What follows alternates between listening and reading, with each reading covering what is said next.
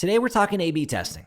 Now, if you want to scale faster, you have to be testing to break through your conversion plateaus. And as someone who's worked on growth teams for the majority of the past 8 years, I've learned firsthand the way to test has fundamentally changed over the past few years.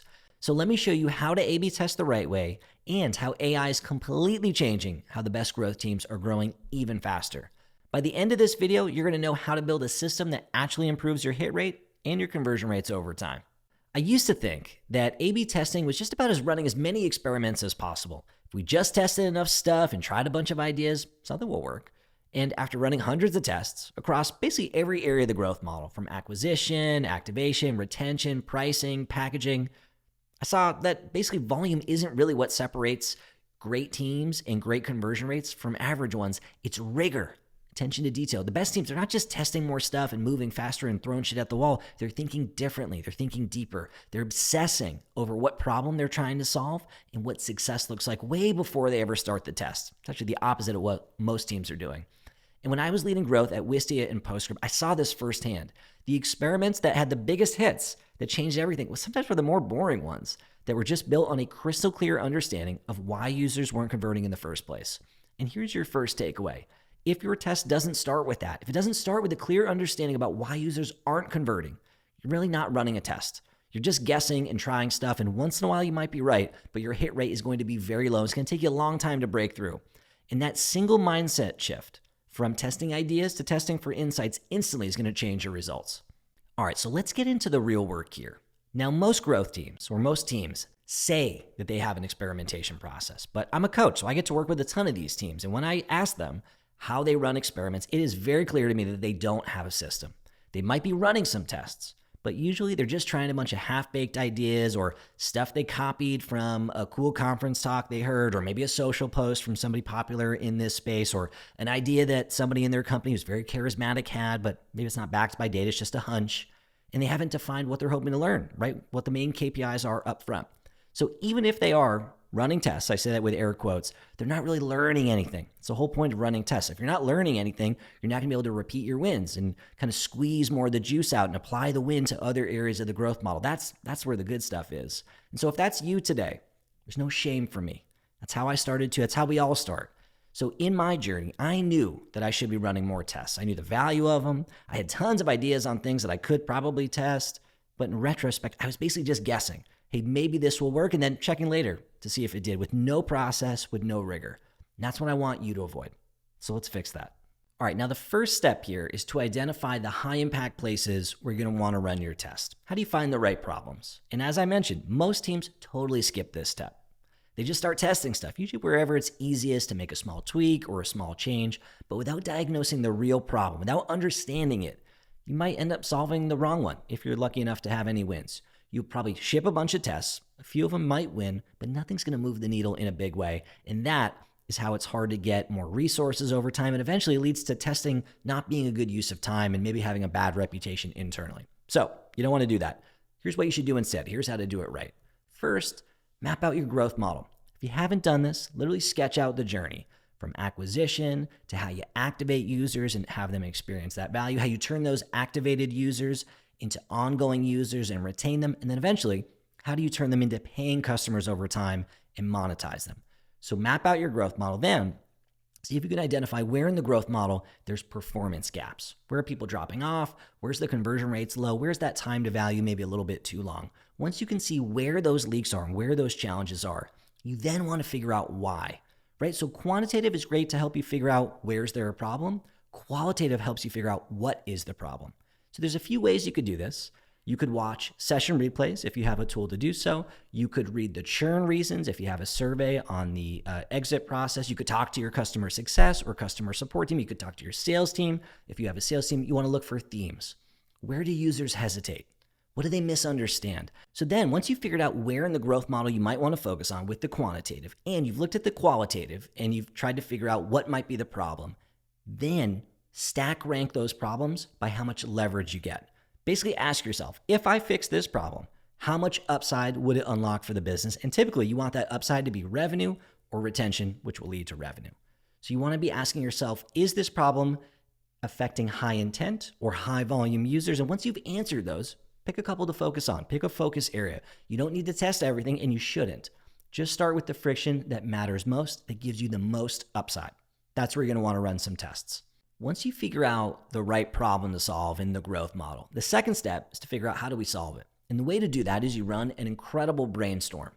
Now, this is where a lot of teams go off the rails or don't end up getting a lot of leverage. They'll treat brainstorming like a super casual ritual, sort of like a fun thing that you do on the side. Somebody says, hey, I think we need to focus on the new homepage. It's getting a lot of traffic. It's not getting a lot of conversions. Let's test the headline. Everybody nods their head. Maybe they toss in a few ideas, and that's that. They pick one that seems fun, and then they start testing it. But that's not how the best teams do this. The best teams treat brainstorming like it's one of the most important inputs to this system, because it is. So if that's you, if you want to do this, the first step in this process to have an amazing brainstorm is get the right people in the room.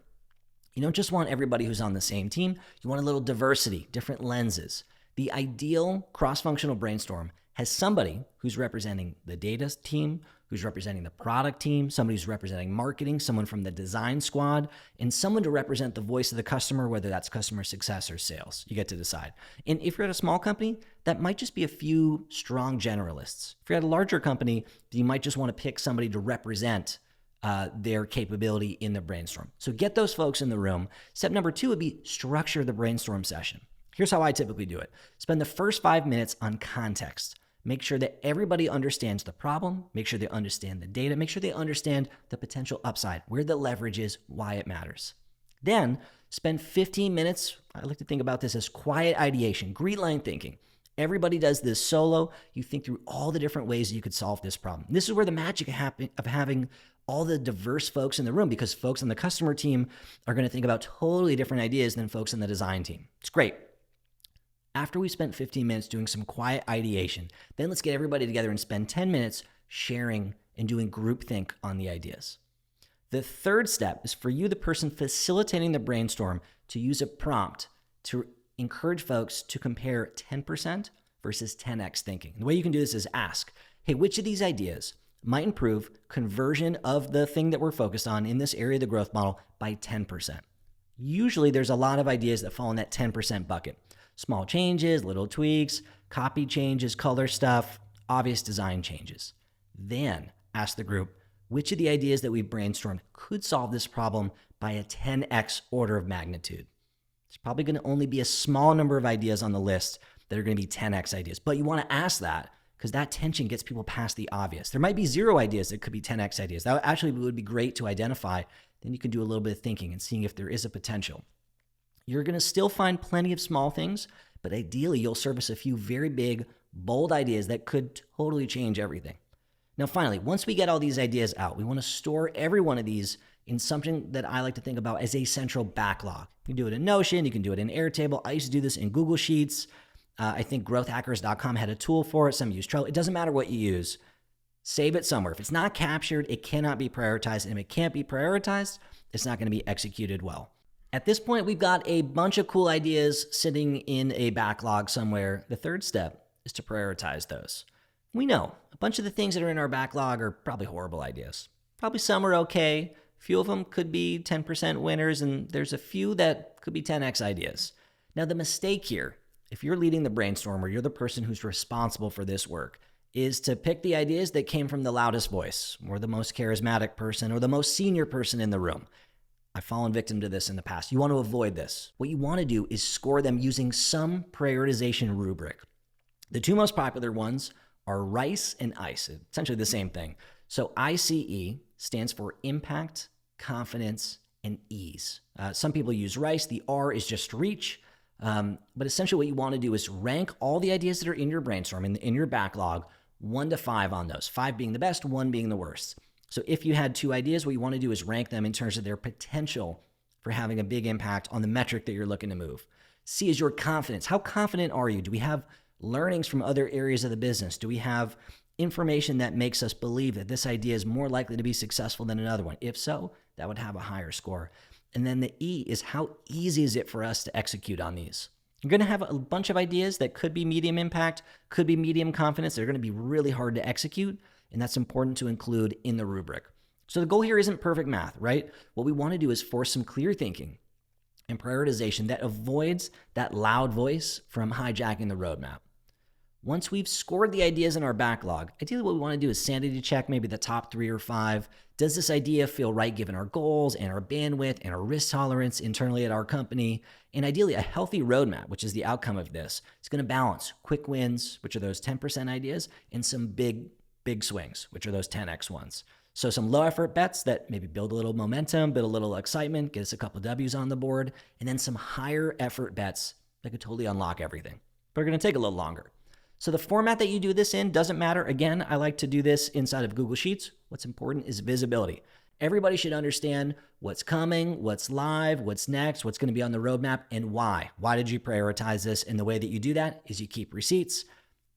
You do all this inside of your backlog document. And by the way, if you want to go deeper on this and learn exactly how to install this kind of experimentation system inside of your team, it's all part of my Growth Operating System program. It's a plug-and-play framework that helps you to scale execution on your team, move way faster, make quicker decisions, and run more experiments that compound over time without burning you or your team out.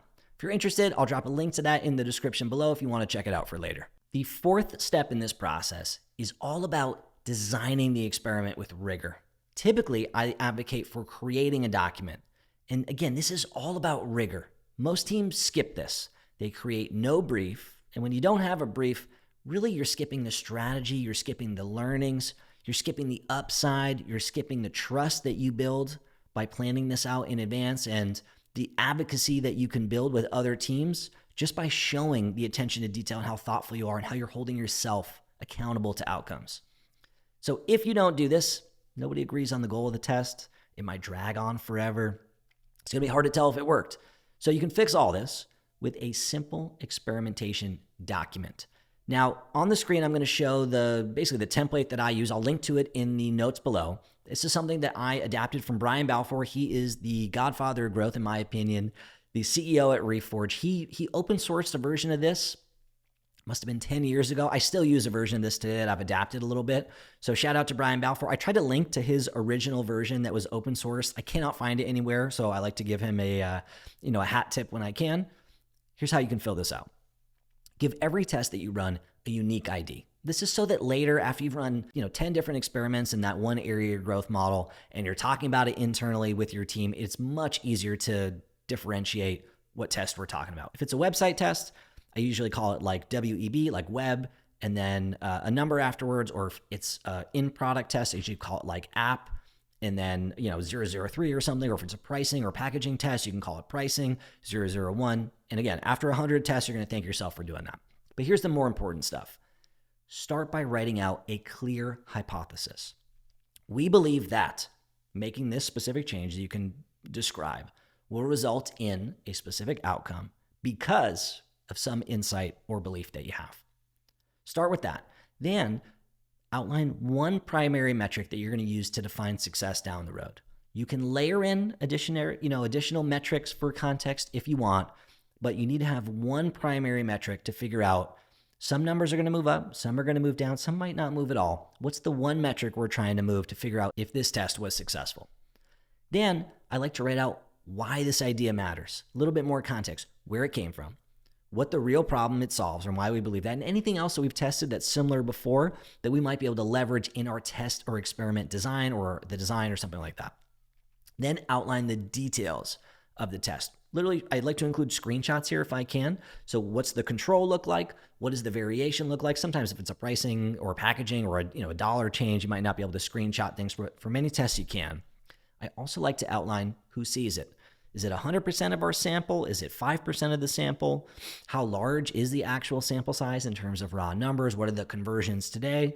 Things like that. How long are we planning on running this test based on the conversion rates and how long we might need to drive statistical significance? Are we excluding any user types or cookie types or any other dependencies? I like to outline all of that stuff. And I like to define my kill criteria before I launch. Kill criteria is important, right? So something that says if our primary metric that we've already defined doesn't move by a certain percentage in a certain amount of time, we're going to move on from this test and we'll go back to the control and we'll try the next thing that's on our backlog that we've prioritized. So it's a small amount of text, but that single line is going to prevent months of like zombie tests, things that are just out there that people aren't sure if we should just wait. It's like still collecting data. The numbers are still moving a little bit. You got to decide how long you're going to wait before you shut stuff off. So if you do this, have this experiment brief or experiment doc, it's going to allow you to have much more rigor, much more learnings. You're going to be able to figure out how we can apply those learnings to other areas of our growth model. Tons of good stuff. Write all this stuff out before you launch the test. All right, the fifth step is where most teams lose the plot. It's all about logging your wins and your lessons over time. As I mentioned, most teams don't do this. They might ship a few tests, celebrate the win or shrug if it doesn't move the needle, and then they move on. But the experimentation wins only compound over time if you capture what you're learning. If you capture what works, you can do more of it and figure out other ways that you can apply that learning either in your growth model or to other experiments that you might run or to other teams. And if you're capturing what doesn't work, you can also share that with other teams so they don't make the same mistakes. So this is how it becomes a learning multiplier. You want to log your wins and your lessons over time. The way you can do this is by setting up a simple wins and losses tracker. You do one line per test. Again, I used to do this inside of Google Sheets, but something that just lists out, what the experiment ID was from the previous section, a one-line description of the test, the one metric you were hoping to move, the result, and then if there's any insight. I like to do all this in one row of the spreadsheet. You can log those results immediately while the context is still fresh. And then once a month, review the trends. What are the patterns that we're seeing as a team? What are the biggest wins? Where are those coming from? If we're failing repeatedly, why? What is going on? When you do this consistently, you can start to see your own playbook emerge. And that's where testing can become a major competitive advantage and not just you sort of checking a box and saying, yes, we're testing and we're trying a bunch of stuff and trying to beat our high score. So do this. All right, so that is the classic A/B testing experimentation framework. Still the foundation that I use with every client. It's exactly what every high-powered growth team has done over the last 10, 15 years. But things have gotten really interesting recently. So now we have AI, which has completely changed how we're able to learn and predict the things that we're testing. So let me show you what that means, how I can reverse this process using our own experimentation data. We can train our LLM to spot for patterns, and we can use those to help us predict results of future tests without having to run them. It's pretty special. Here's what this looks like. The first step is that we're going to need to start with our wins and losses tracker. So if we're doing this right, if we're running the right experimentation process, we should have two high-level documents that we just talked about. One, individual experiment docs, which are the deep dives. And the second are going to be our high-level wins, losses, and learnings tracker. That tracker is going to be really helpful here, right? We just talked about it, the summary of every test you've ever run, what you changed, what happened, the results, what you learned. That's where this new playbook begins. So the second step, what we're going to do is we're going to ask our AI of your choice to analyze that wins, losses, learnings tracker to pull out our past learnings. So before we run our next test, we want to export that tracker, feed it into our LLM. I use ChatGPT. You can use whatever. You can do that by giving a screenshot. You can copy paste it. I know that there's new LLMs that have spreadsheet tools inside. It doesn't matter, right? You can even use Google Notebook or Google LLM. What I like to do is screenshot it and then prompt GPT with something like this. Hey, I'm about to run a new A/B test. Based on all the previous experiments that I've run before, here's a screenshot that's attached below. Using our real data from our owned audience on our owned channels, which of these ideas that I'm about to test is more likely to win and why? You could ask your LLM this question today and it will give you an answer, and it is maddening because it literally just guesses and the hit rate is no better than your own hit rate. But what this does is it allows your AI to do pattern recognition, again, trained on your own proprietary data set, actual tests that you've run on your own properties with your own actual users. Like, that's what makes this powerful. It's not just theoretical. It's not in an academic vacuum. It's grounded in your past history. So do that. And then the third step is we want to use that to shortcut our next round of testing. So instead of guessing which tests you should launch or which ideas are worth prioritizing, you can pressure test them before they ever go live. So your model, your tool, your LLM will flag which of the ideas look most similar to past winners, and more importantly, which ones resemble the past losers. This means fewer experimentation cycles, more focus, and way better odds that every test is going to teach you something meaningful and help you break through those conversion plateaus. I have been doing this in my own business for probably the last 6-9 months. I do this on my YouTube titles, on my email subject lines. I've even started to do this on my LinkedIn hooks. I feed all that information into my LLM. I ask questions. It's not perfect. Probably has about a 65% accuracy rate as I record this video, but it is way better than when I used to do this manually. Like when I used to run a cross-functional growth team in-house, our hit rate usually is like 1 out of every 4. This is way better than what we were able to do as humans. So the difference is now speed and scale. So the AI can read hundreds of our old experiment docs in seconds, spot the invisible patterns that we might overlook, and then surface lessons that you might miss. And I just want to advocate here. We're not giving away our agency. You are still the decision maker. You're the chief decision maker. The AI just accelerates the learning loop and the hit rate. Here's what this playbook looks like if we run it as one system. The full workflow now. The first step, we want to identify the right problem to solve. We talked about how to do that mix of qualitative and quantitative data to identify the right area of our growth model. Second step, we want to brainstorm a bunch of ideas. We can use that prompt 10x versus 10% thinking. Third step, prioritize those ideas using some framework. I recommend the ICE framework, and design the test using an experimentation brief or doc.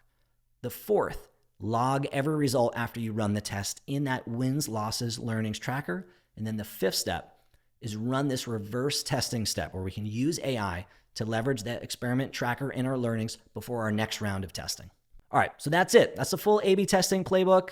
Just detailed how to run experiments that teach you stuff, that help you break through conversion plateaus. We talked about how to use AI to make every test smarter than the last. If you want to go further, if you want to run a more effective growth team, I have a few resources that go hand in hand with what we covered today. The first is my 5-day growth leadership email program. Short email series can help you tighten up how your team runs, how it focuses, help you improve your cross-functional communication, build more confidence as a growth leader. And grab the link below. And if you're ready to really take the next step, install this entire system end-to-end into your company, check out my Growth Operating System course. It teaches the exact framework that I use with all my one-on-one coaching clients to scale faster, to run more experiments, to run better meetings, to drive more consistent results. Both links are in the description below. Check out the email program first if you love it. The Growth OS will help you take the next step. I'm Andrew Kaplan. Thank you for watching. I'll see you in the next one.